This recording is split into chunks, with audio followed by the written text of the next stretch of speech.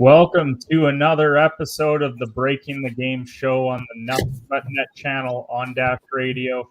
I'm your host of the show, Kenneth Cotterill. My co-host, Steven, is not here this week, but we have two phenomenal guests with us here tonight to break down the Atlantic Division as well as talk about Steven's top 50 through 26 players in the NBA. So firstly, I'm joined here by Justin Paden, otherwise known as JP Franchise. Justin, how you doing? Hey man, welcome. Thank you for letting me be on the show. It feels like I'm making like all-star appearances on Breaking the Game, man. Like it's awesome. But thank you for having me, man. I'm excited to get into these topics. Definitely, it's great to have you here. For those of you that don't know, Justin is a Celtics fan, so I figured I had to have him on to talk about the Atlantic Division. And we also have Edgar Acevito, otherwise known as the man behind the Off the Ball Network Twitter. Edgar, how you doing tonight? I'm good. How are you guys doing? Doing great. Really excited to talk some hoops, and it's going to be a great show here today on the Nothing But Net channel on Dash Radio. But I want to remind our listeners that this show is also sponsored by MyBookie. Use the promo code OFFTHEBALL at sign up, and MyBookie matches up to 50% of your first deposit and up to $1,000. Sign up and let's win big. So we're going to get things started. We're going to be talking about the Atlantic Division, as I said at the beginning. And the Atlantic Division was one of the best in basketball last year when you look at it from a playoff team perspective. You had Philadelphia, the number one seed in the Eastern Conference. They were 49-23. You had the Brooklyn Nets just a game behind them at 48-24. Then you had the New York Knicks, probably the surprise of the NBA season last year, 41-31. Julius Randle making an all-NBA team, as Edgar celebrated all year long with his Knicks.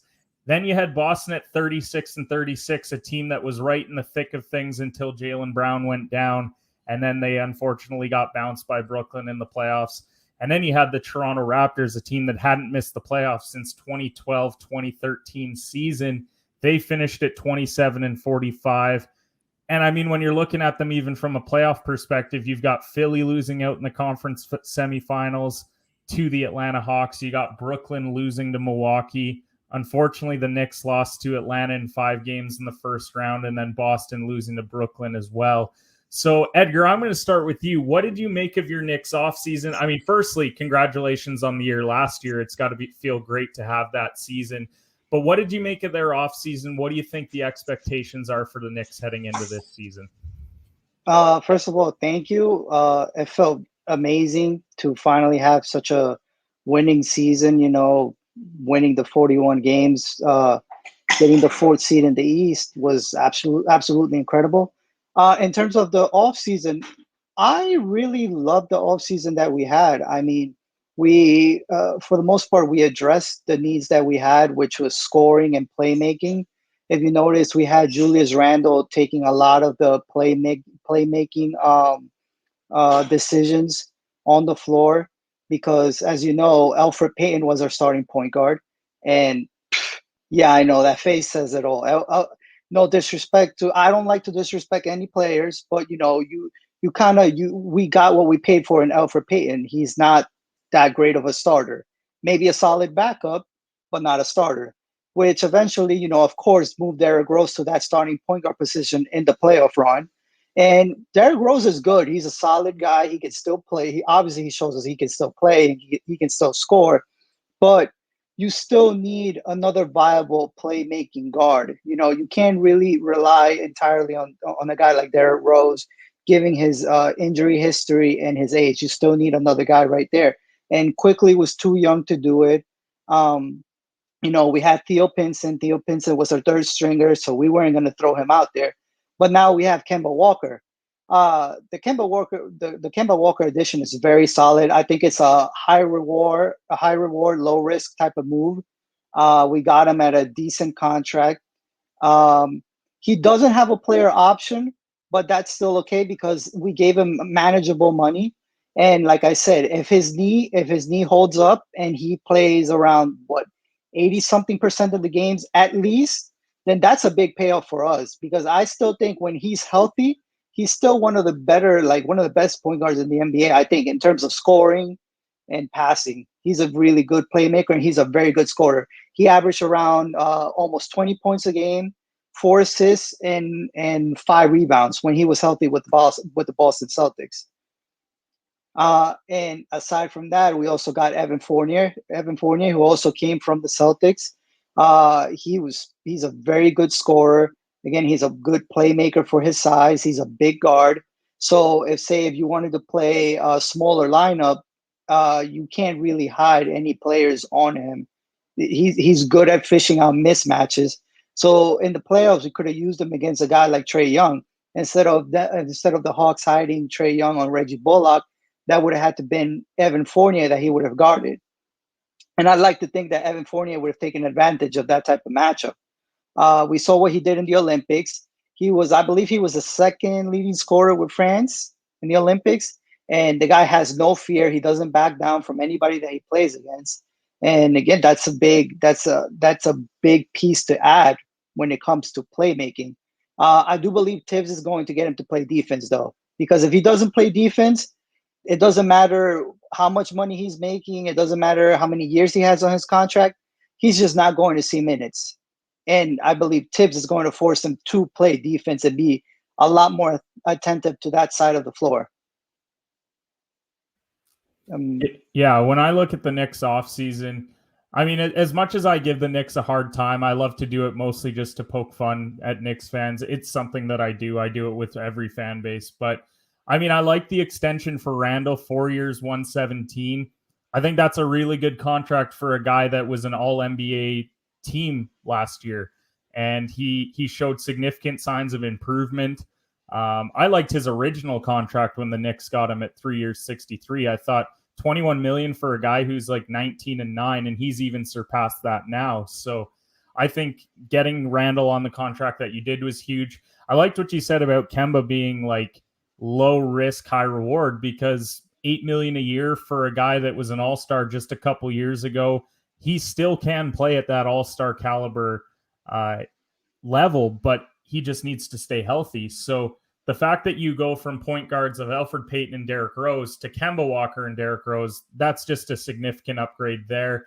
You did lose Bullock, but bringing in Fournier, I think he's going to fit in really well there for your team. Thibodeau will make him play defense. I mean, there's no ifs, ands, or buts about it. You either buy into Thibodeau's system or you're going to be sitting, and I think he will.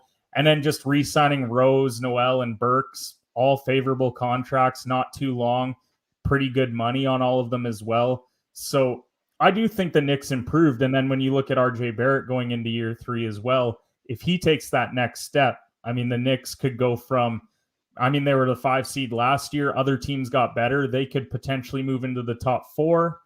They could, they were the 4 seed last year. They were 4 seed. But they could remain top 4 because we know that these other teams made moves, right? Like you look at Miami revamping, you look at Boston made some moves. It just means that they could potentially stay there. So I think that is huge for New York moving forward. JP, what do you make of your Celtics offseason? As Edgar pointed out, you guys did lose Fournier and Kemba, but you did bring in some pieces as well. So what did you make of those moves that the Celtics made? They got better, though, to be honest. I just think that it's positive they kept Marcus Smart on a good deal. I feel like he could have got a little bit more money, but a guy that is all defensive war. They got Josh Richardson, which I like, Chris Duhon, really good defensive players. You bring back Jaylen Brown being healthy. He was out, the season with the wrist injury. I think he would have been a difference in the playoffs. Jayson Tatum is coming to his own, top 15 best player in the world, and we building around him. I love, the Al Horford one is questionable. You seen his stint with Philly. He didn't really do anything with Philly. He did make a couple All-Star appearances with Boston, and I felt like he played really well in the playoffs before Philly signed him. It's like a rebuilding stage. You got a rookie head coach and Udoka that we got from Brooklyn. Brad Stevens moving up to president after Deandre Ayton stepped down. The Peyton Pritchard one, I like that move that they drafted him last year. I think he's a dynamic scorer. You see, he scored 92 points in that program, so I think he'll definitely bring something to the Boston flavor. Dennis Schwaller coming in. it's hopefully he has an attitude mindset, like thinking that he's not going to be like a all-star type of player or superstar type of player. He could bring the scoring to the Celtics, like what Isaiah did before they got Kyrie Irving. I'm still salty about that Kyrie Irving thing as well. Robert Williams, I like they kept him, a very energy guy to get the rebounds, dunking the basketball. Losing Fournier kind of hurts. Losing Kemba, it didn't really hurt to lose Kemba, but I understand the value that he has. I'm still not sold on Carson Edwards. I was sold on him at the beginning, but he wasn't really giving me anything. I thought he was a guy that could score that basketball coming out of Purdue. And losing Taco Fall yesterday to the Cavaliers, I don't think it's really surprising, because he's still got to work on his footwork and everything. So I think the Celtics, as good as they got defensively, they still are trouble offensively. They're not going to be like a team basketball thing. It's going to be more isolation. And I think that they are going to be – they could still make the playoffs, but they're going to be a low seed, or they could not make the playoffs at all. But with Tatum and Brown still there, scoring the book of the low for the Celtics, I think they could be a low seed in the Eastern Conference. Yeah, when I look at Boston, I don't really view them as a team that got worse, but they didn't get better. To me, they kind of just stayed put because Kemba was hurt a lot. So him not being out there obviously would hurt. Fournier, he looked like he fit in well with them. I just don't think they were prepared to pay him what he was looking for, whereas New York was, and I think he's going to be great for them. I think he's been underrated for a long time because he was playing in Orlando. I think he's a great third scoring option on a team, and I think that's going to be the role that he's going to play in New York. But when I look at Boston, adding Richardson is nice from a defensive perspective, but we haven't really seen him be what we thought he was in Miami. We saw him go to Philadelphia. He couldn't really find his way when Butler was there and they had JJ and all that.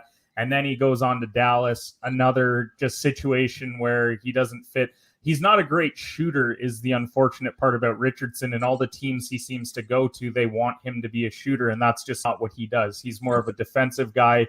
He's going to rebound well, and he's going to make that extra pass.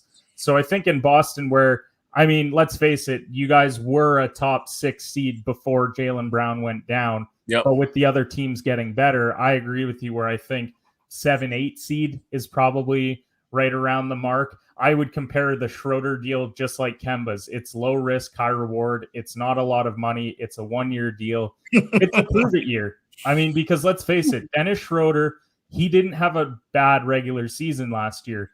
But in the playoffs, when you're going 2 for 11 and 1 for 9 and consistently not showing up on a Lakers team, obviously as a Lakers fan, you're no showing in a playoff series where they desperately needed you to show up because Davis was hurt, LeBron was hobbled, and he just no-showed. So that's why so many teams were reluctant to pay him long-term.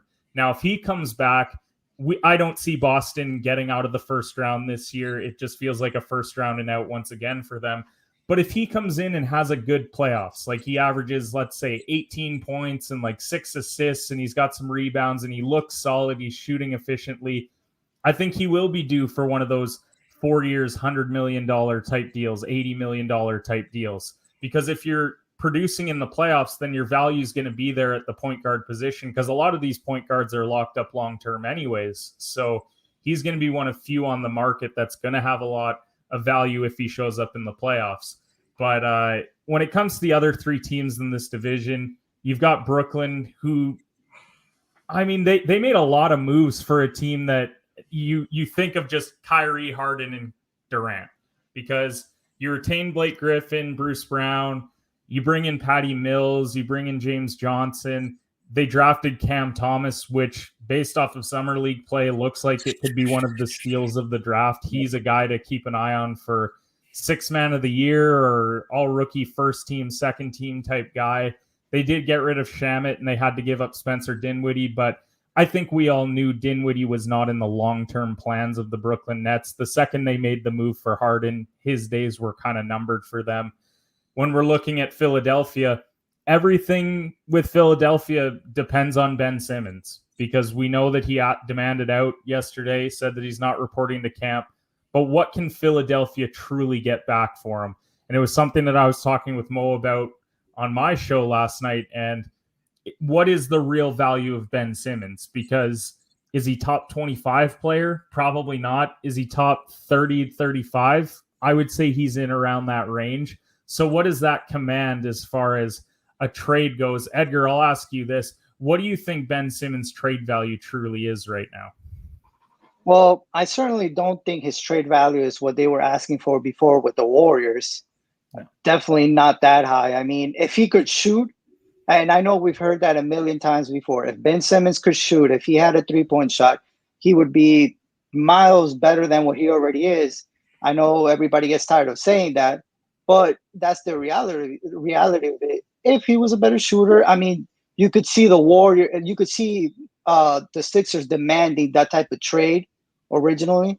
I think, honestly, at this point, though, giving all the side stuff that's happened with him not wanting to report to camp and him saying that he's done with the Sixers, I think the Sixers might really have to lower their asking for him. I mean, it's just at this point, it's kind of like you just have to get the best what you can get. I mean, if somebody offered the Sixers, I guess, one first-round pick and one first-round pick, a second-round pick, and maybe like a very solid, like young player, then at this point you kind of have to take that because it's just, like I said, it's just too much side stuff has been said and has been happening for the Sixers to demand much more in a trade. That's been my big issue with Philadelphia and the handling of this was at the end of the year, you knew that he wasn't going to come back because after the way they lost in the playoffs, let's face it, they had no business losing to Atlanta with the talent that they have on their team. Atlanta's an up-and-coming team. They're very talented, but you've got Joel Embiid on your side. You've got Ben Simmons, Tobias Harris, and you couldn't get the job done against Atlanta. And you choked away leads in the playoffs as well, which is what made it that much worse.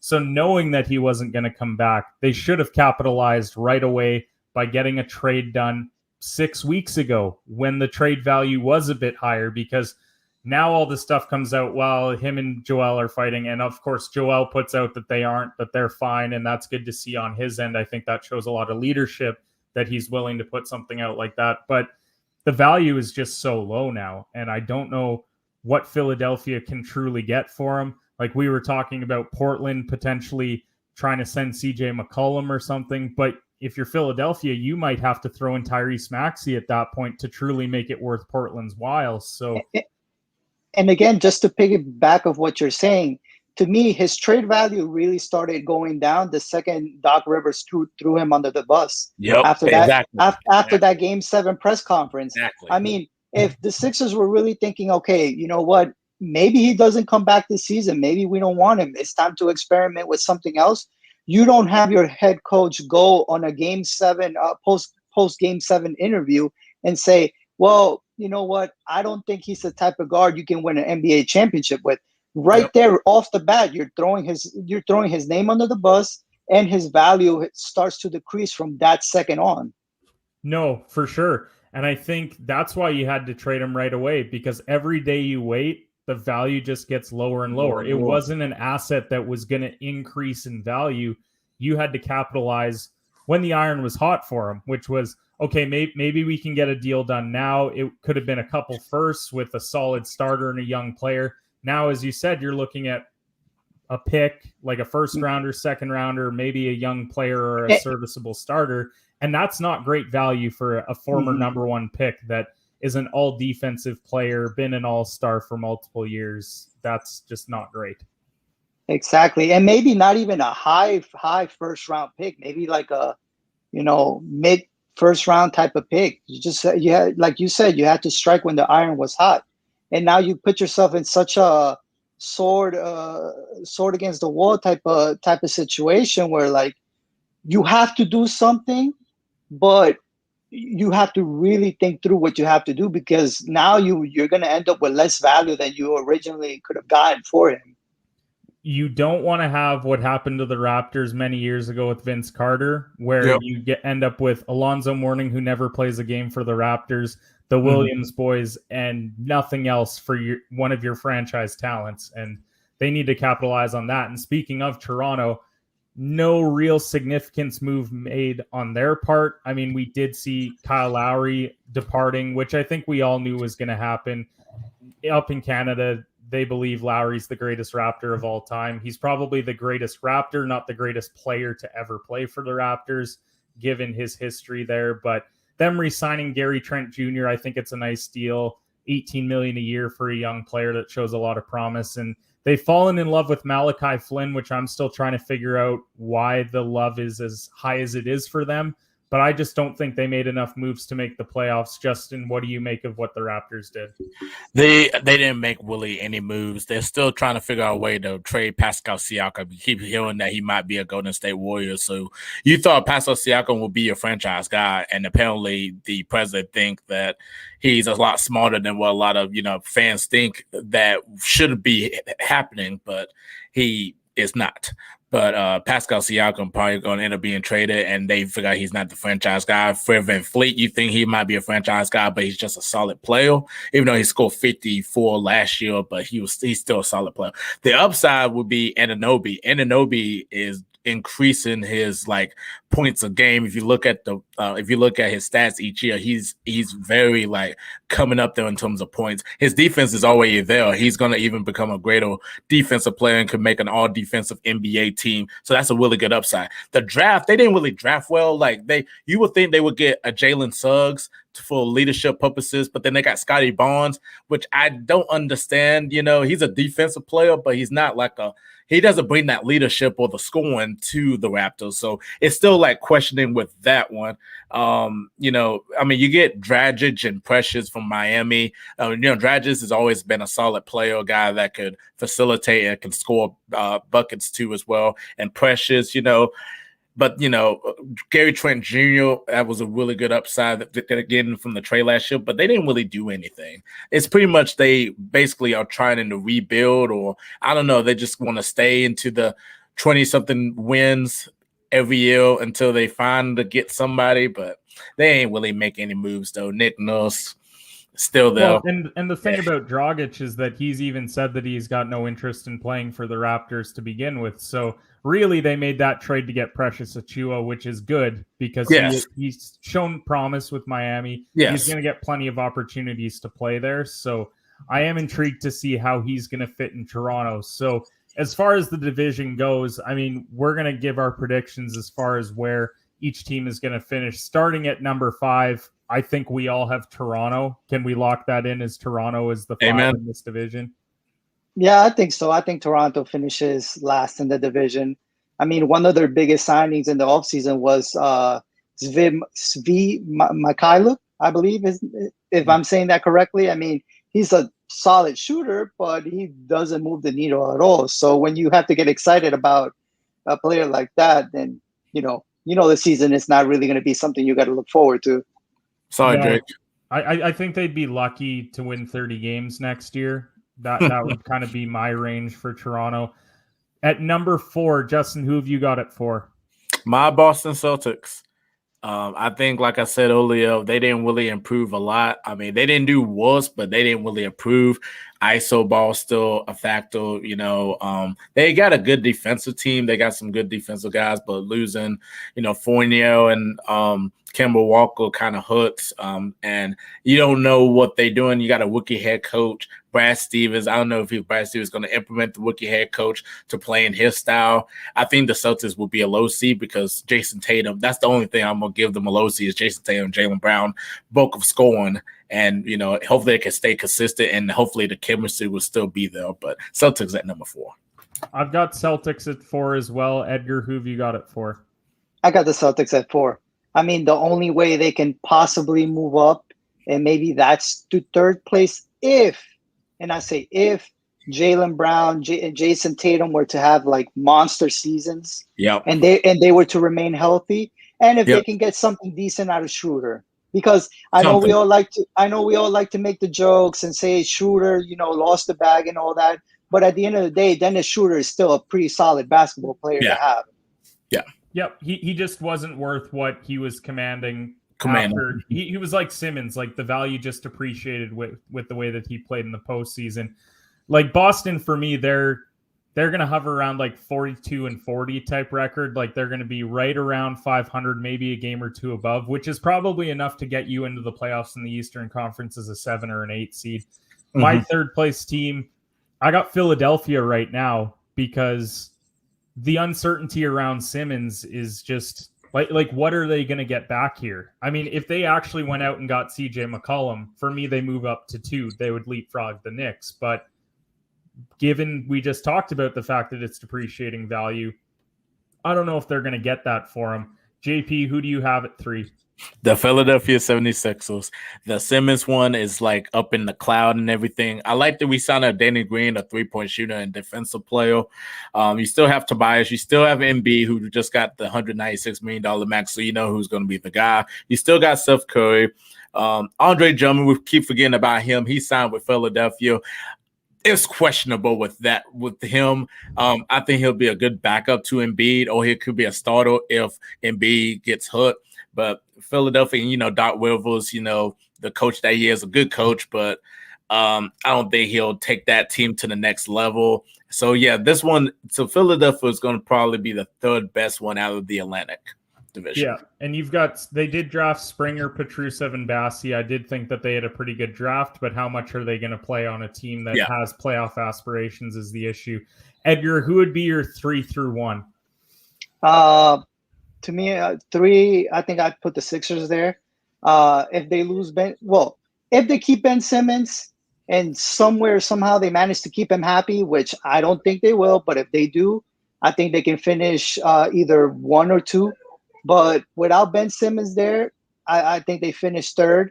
And we saw 2 years ago in the bubble how much the Sixers struggled when they lost Ben Simmons to that knee injury, and Joel Embiid was basically the sole guy there. We saw how much they struggled in the playoffs. That's going to translate into the regular season this year if they don't have Ben Simmons. And not only that, but, they lost Dwight Howard. And I know Dwight Howard is not the guy that he used to be, but he was still a pretty solid backup center for Joel Embiid. And he gave Embiid some decent time to rest on the bench when he could. Yep. I don't think Drummond is better than Dwight at this stage. Whether he starts or whether he backs up, he's not better than Dwight. So again, that's another loss for them. And I think they finished 3rd. There's an upside with Shake Milton. I like him if he plays consistent. That's the only problem. Yeah. Well, that's the story with Shake Milton. It's always been that story. He shows you flashes here and there of being able to score the ball and stuff, but then he has other games where he completely looks out of it. Like he can't do anything right.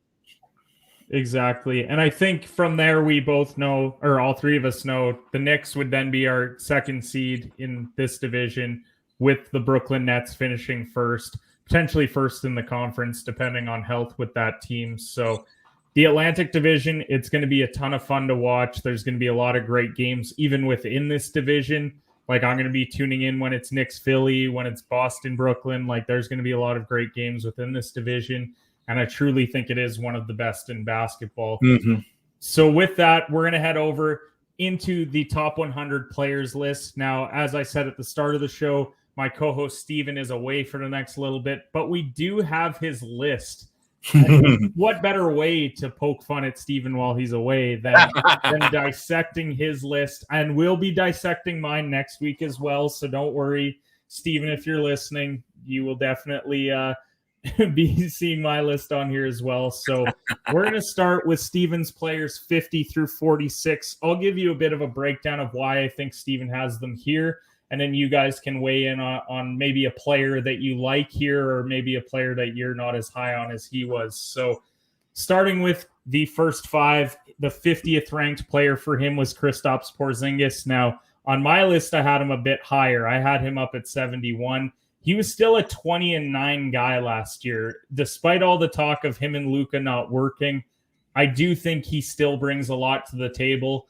I just don't know if he brings a lot to the table in Dallas. It doesn't look like a great fit, but he's still a talented player. When you can hit threes and you're 7'3", I mean, there's a ton of value to be had there. So I get why Steven has him here at number 50. Number 49, he's got Pascal Ciaco. We were just talking about him with the Atlantic Division. Last year, he was 21-7-4, but he was only a 45% shooter, which for a guy that tries to score in the paint as often as he does, it's not a great look. And he's only a 29% three-point shooter, which I think hurts his value a bit. But I like Siakam a little bit more than Steven does, and maybe that's the Canadian bias coming into it. But I do think Siakam still has a lot to bring to the table. I don't know if his trade value is as high as the Raptors think that it is, but if he stays there, he's probably still their number one option moving forward this year. At 48, Lamela Ball, Rookie of the Year. I had him last week on my list at 52, so I think we're in about the same range for Lamela Ball. When you're 15, 6, and 6, that's really solid numbers for a rookie season. The one concern with him coming out of the draft was, can he shoot the basketball consistently?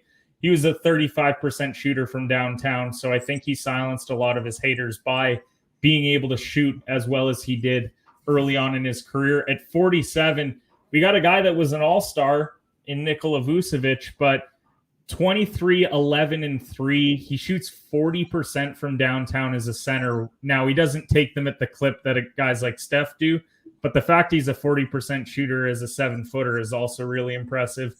I think Steven having him here, a lot of it has to do on the defensive side, because we know Vucevic doesn't play a lick of defense, and I don't think he ever will. So I think that's why he would have Vucevic here. And then at 46, we were very divided on this one, because he's got Klay at 46, hasn't played in 2 years. I think he's capable of being here.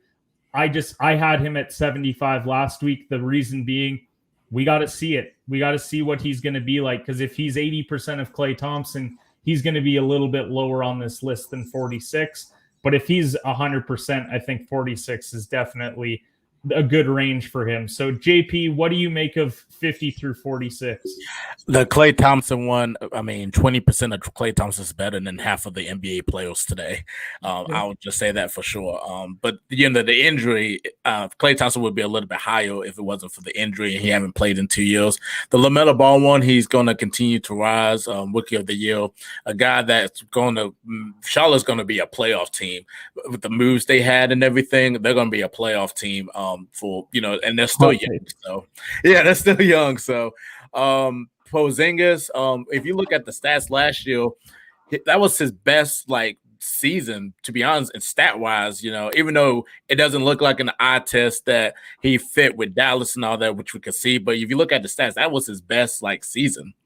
Siakam, I love Siakam to death. I feel like if there was another superstar player, I think Siakam, will benefit so much more, even though that he's, can score, an average 21 points a game, but it's just the eye test. You just see him kind of struggle. So the list is pretty good. I like it.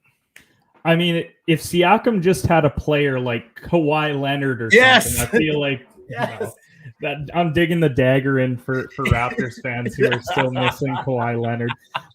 Edgar, what do you make of this list? Is there a player in particular that stood out to you? Personally, to me, Klay Thompson stood out. I think, obviously, we all know what Klay Thompson has done when he's perfectly healthy. He'd be much, much higher in this list. But I think given the two injuries that he has, I personally wouldn't put him at 46. I think he'd be lower just because he had not one, but two major injuries. It wasn't just regular injuries. It's two major, potentially career damaging type of injuries. And we don't know what he's going to be like when he comes back. So we have to wait and see what he shows us post injury. I think if he comes back and he's at least at 60-something percent, then he'll be okay. He'll be justified at 46. But I think just given those two injuries, I think he's just a bit too high for me personally. And I also think Porzingis is a bit high too. That's not the Knicks fan in me talking. I just think, yes, he's a very good talent, right? 20-7 when he's healthy. The problem is he's never really healthy. He's always missing a large chunk of the season. And when Luka really needs him the most, he disappears. No, I agree with you there. As I said, those are two guys that I had a bit lower. I want to wait and see on Klay. And as much as Porzingis puts up the numbers, the best ability is availability, and he's just been a guy that hasn't been out there a lot the last number of years. We'll move on to 45 through 41. At 45, he's got Kyle Lowry, 17, 5, and 7 last year, and he's a 39% shooter from downtown. He was the lifeblood of the Raptors for the last decade. But now he's in a new situation in Miami where he's not going to be asked to do as much. You know, you've got Jimmy Butler as the number one option. You've got Bam Adebayo. Even young guys like Tyler Hero are going to be nipping at his heels for minutes. So Lowry at 45, I'm a little bit higher on him as well. Once again, probably just has to do with me drinking this Canadian water and loving Kyle Lowry. At 44, John Collins, a 17, 7, and 1 guy. Steven's a bit higher on him than I am. I had him 55 last week. But like we talked about last week, he is the number 2 option in Atlanta for now, because we want to see Clint Capella just got paid, which shout out to him. That's a great contract that they just signed him to today. But DeAndre Hunter's there. We see Cam Reddish. They just drafted Johnson. They drafted, I can't think of his name right now, the Sharif Cooper. So they've got all these young guys. Kevin Huerter's there. Like, for now, he's the number 2 option, but a 17 and 7 guy on a team that went to the Eastern Conference Finals last year. I think he deserves his just due for the year that he had. So 44 is where Steven put him. I think that's why he's got him there. Colin Sexton at 43, a 24, 4, and 1 guy.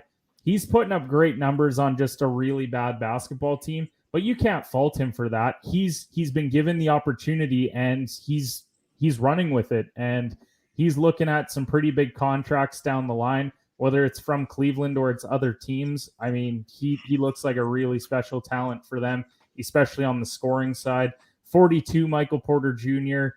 I have him 53. He's a 19, 7, and 1 guy, and he's going to be asked to do a lot this year, because with Jamal Murray missing a significant portion of time, and we have him later on in this list, he's going to have to be that number 2 guy for Jokic in the tough Western Conference. Otherwise, they're going to slip from being the perennial top 4 or 5 team in the West that they have been the last number of years. So he's really going to need to step up.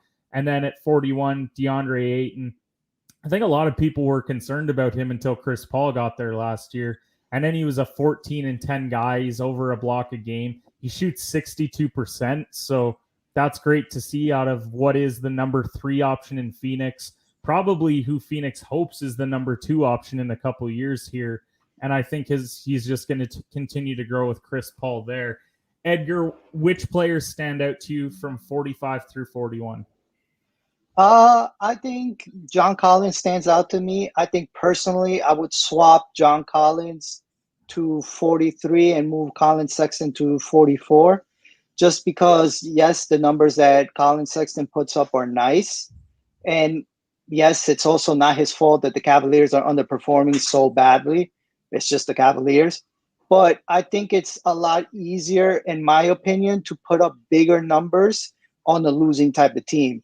And for John Collins to put up 17 and 7 on a young Atlanta Hawks team that, you know, showed us this season that they can win basketball games and meaningful basketball games at that, is a pretty big deal, because he could have easily been a type of player that wouldn't have impacted games the way that he did, but he showed us that he can impact games in a winning way and not just put up numbers when they're not winning and stuff like that.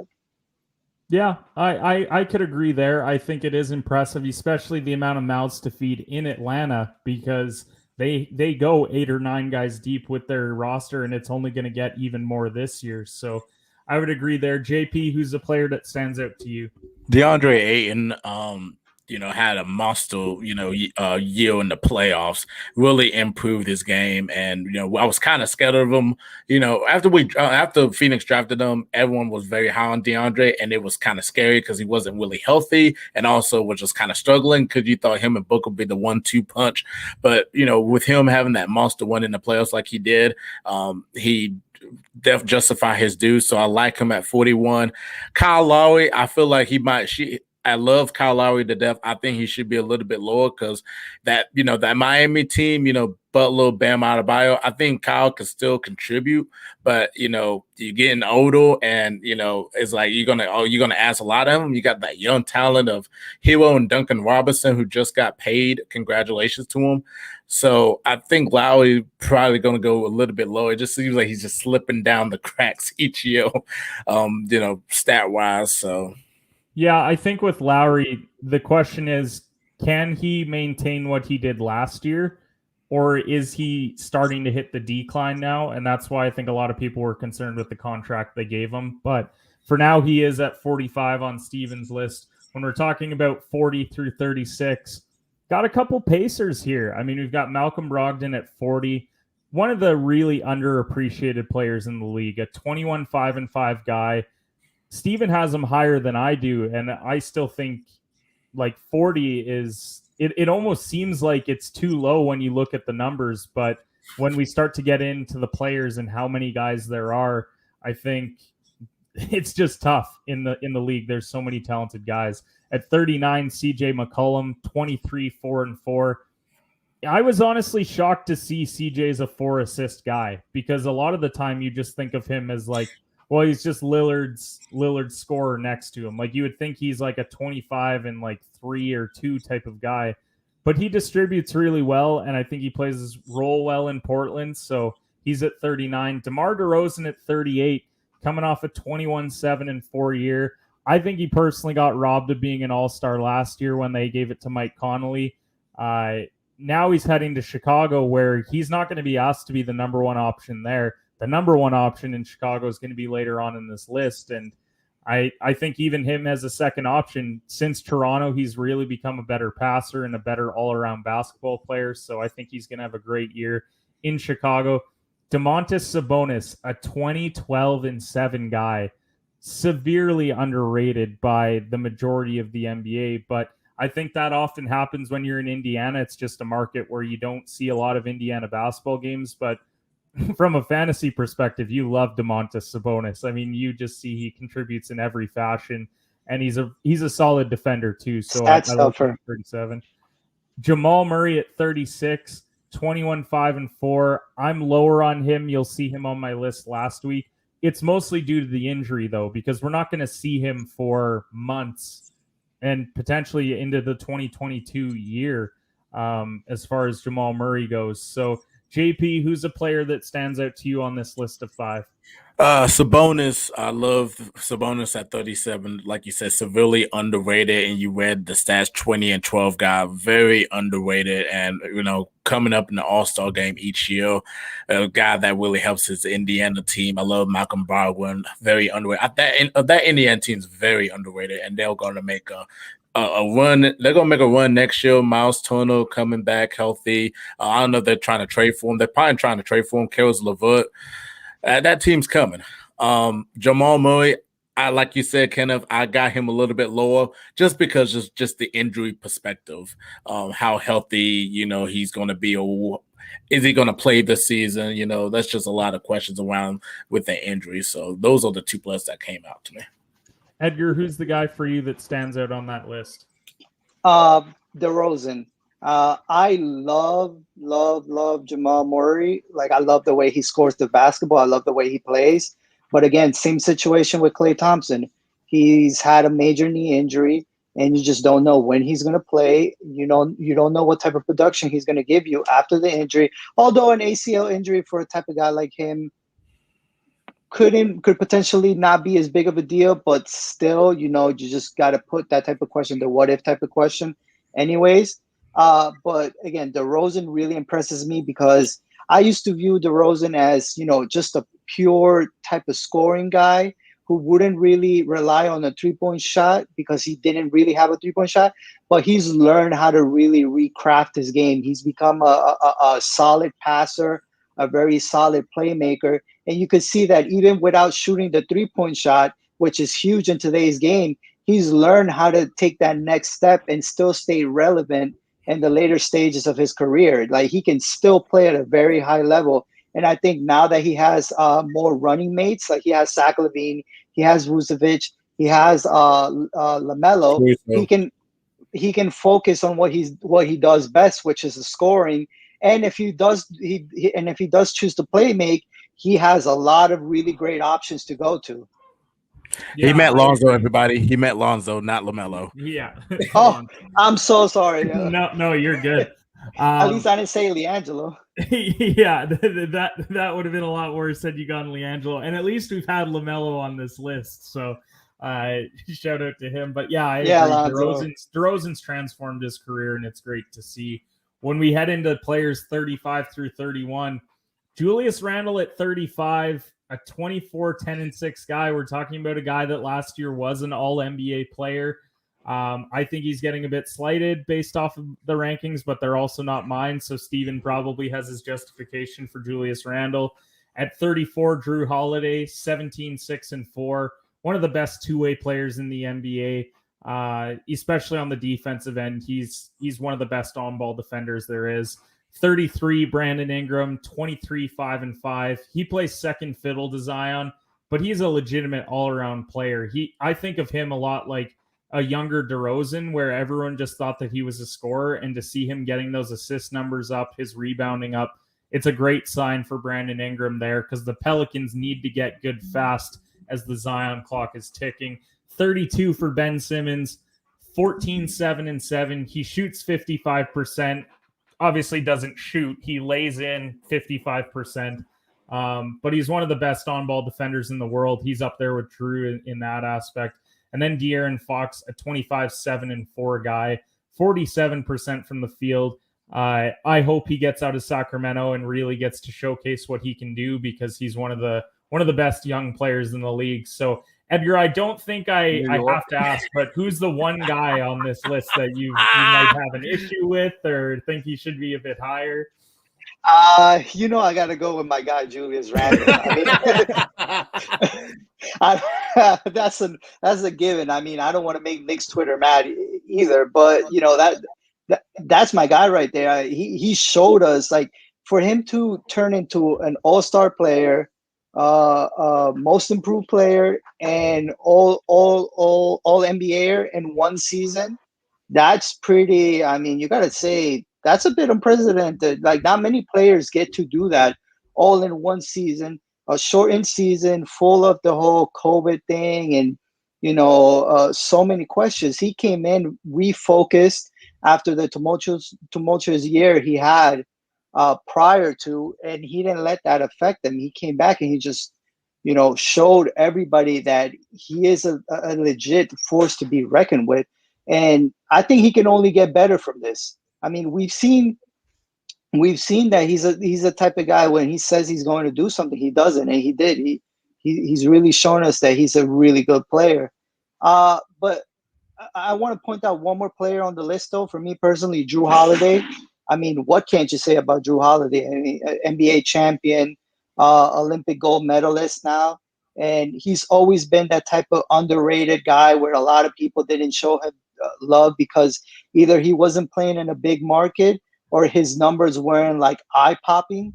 But to me, I think he deserves to be a little bit higher on that list, because he's like a Swiss Army knife. He can score, he can pass, he can play make, and he's a really, really outstanding defender. JP, who for you on this list? Edgar said it best with Jrue Holiday. I think he should have been bigger, at least higher than Brandon Ingram. The De'Aaron Fox one, very slept on. I'm glad Steven gave him the respect to De'Aaron Fox, even though he plays on a bad Sacramento Kings team. I had him on my fantasy last year. This guy, man, it's just, I watch his games. Unbelievable guard. Like, nobody don't really talk about, very slept on. It's just like with Damian Lillard. Nobody never talked about him until you see him in the playoffs and all that. So De'Aaron Fox definitely deserves to be number one. Not number one, but W1. But go watch his games. I'm telling you, De'Aaron Fox. If you can find Sacramento games on TV, then you have to watch them. And Edgar, I will give you this much. I gave Randle more credit, and I'm not going to tell you where he is, but know that he is not on my list next week of 50 through 26. So he is a lot higher on my board moving forward. And so the last 5 players tonight on Steven's list, we got Ja Morant at 30. I wasn't that high on Ja until I saw him in the playoffs last year. 19, 7, and 4. I wasn't saying that he's not going to be a great player, but my goodness, I wasn't sure if in year 2 he had that much capability yet. I thought he was a guy who needed a couple more years and then he would be a star. To me, he showed up majorly in the playoffs, and it was great to see. 29, Shai Gilgeous-Alexander, 23, 6, and 4 guy. He's just in a really bad team right now. They were trying to trade him this summer, and to be honest, I was hoping that he was going to, but he's going to have to tough it out in Oklahoma City for a few more years and hopefully get some players around him. Jaylen Brown at 28, 24, 6, and 3. Phenomenal on the defensive end. I can't say enough good things about Jaylen Brown. We already touched on him during the Atlantic Division. 27, Karl Anthony Towns, 24, 10, and 4 guy. Like Shai Gilgeous, just on an awful franchise, but it's a franchise with more hope than Oklahoma City, with Russell coming back at 100%, Anthony Edwards showing signs last year entering year 2. And at 26, Zach LaVine, 27, 5, and 5, one of the true breakout stars in the league last year. He's not just a scorer, he distributes well, and he does a lot for that Chicago Bulls franchise. So, JP, who's the guy for you that you were a bit surprised by on this list? You're going to apologize to every South Carolina person that's listening on the radio show for dissing Ja Morant like that. And then you finally are able to realize the potential Ja Morant has. Like I said, he's coming. He's already coming. So, but I'm not going to talk about Ja Morant. I love that, Steven giving Shai Gilgeous-Alexander a lot of love because he's so good. If you watch his games, he is just unbelievable. He's very close to being an all-star, but like you said, he's on a bad team in OKC. They don't really have anything around them. They got Josh Giddey in the draft, which I don't even want to talk about right now. But Zach LaVine, another player that's he's coming. He's coming. You was like, oh, he's just a dunker in Minnesota. But then when he got to Chicago, he really stepped up and scoring. And the 3-point shot, that's very underrated in this game. He's a really good shooter. So I love Zach LaVine on that list and being that breakout star that he is. Edgar, I'll give you the last word on the list. 30 through 26. Who's the one that stood out to you? Karl Anthony Towns. I think, as you said, he plays for a miserable franchise that, has never really known much winning. But to me, he's always been that type of guy that is right there into taking that next step, that next leap. To me, he has some MVP type of talent. But if he was surrounded by really, really good talent and better coaching and just maybe a better franchise, I think he could take that next type of step. I just think he's that good. But the problem is he's never been surrounded by real good talent, no good coaching, and that really, really affects the player. Outside of that one outlier year with Jimmy and Wiggins, because that was the only year where they at least went to the playoffs and we saw that what he's capable of with those talents around him. But I agree.